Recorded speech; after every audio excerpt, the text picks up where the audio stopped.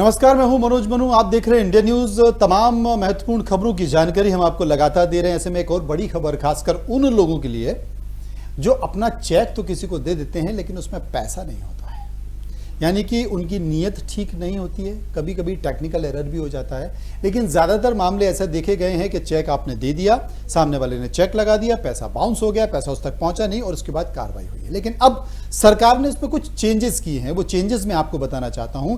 Cheque bounce के मामलों से बेहतर तरीके से निपटने के लिए वित्त मंत्रालय चेक जारी करने वालों के दूसरे खातों से भी पैसा काट लेगा और ऐसे मामलों में नए खाते खोलने पर भी आपकी रोक लगा देगा।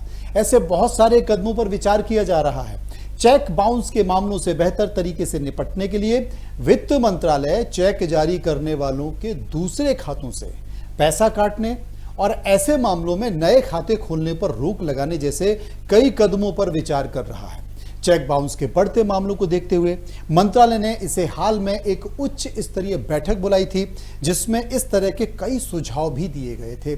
दरअसल ऐसे मामलों से कानूनी व्यवस्था पर लगातार भार बढ़ता जा रहा है और इस बात की चिंता जजों ने, अदालत में मौजूद जस्टिस ने जताई और उनका ये कहना था कि भाई चेक बाउंस के इतने सारे मामले अदालत में आ गए कि हम बाकी के मामलों पर ध्यान ही नहीं दे पा रहे, उन्हें कर ही नहीं पा रहे।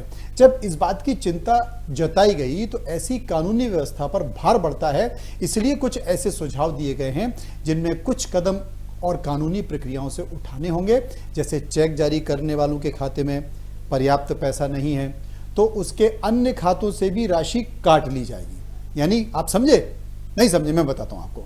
यानी कि आपके दो बैंक अकाउंट हैं, आपने एक बैंक अकाउंट से चेक जारी कर दिया भूपेंद्र सिंह के नाम पर और वो चेक आपका डिसऑनर हो गया, लेकिन आपका एक और बैंक अकाउंट है, उसमें पैसा पड़ा हुआ है। आपने जिसमें पैसा नहीं पड़ा था वो चेक आपने उसका काट के दे दिया, तो अब श्रीमान जी आपके उस दूसरे बैंक अकाउंट से जिसमें कि पैसा पड़ा हुआ है उसमें से पैसा कट जाएगा आपके।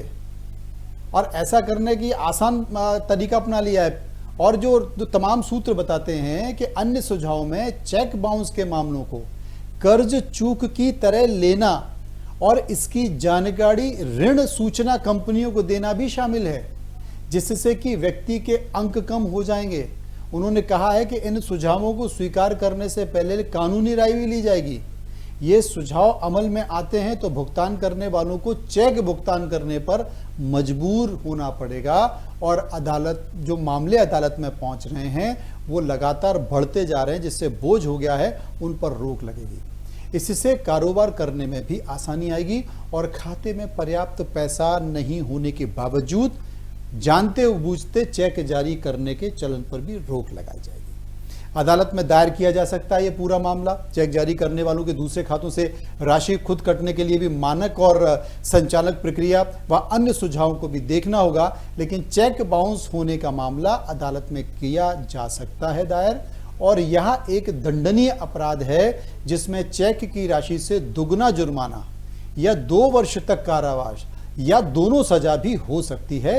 तो एक बड़ा फैसला हो गया है। आप सोच समझकर चेक दें और अब बेवकूफ़ बनाना बंद करें, क्योंकि आपने जिस बैंक अकाउंट में पैसा नहीं उसका चेक दे दिया और आप सोचो बच जाएंगे, तो ऐसा होगा नहीं, क्योंकि दूसरे अकाउंट से आपका पैसा कट जाएगा। नमस्कार, चलते रहिए इंडिया न्यूज़ के साथ।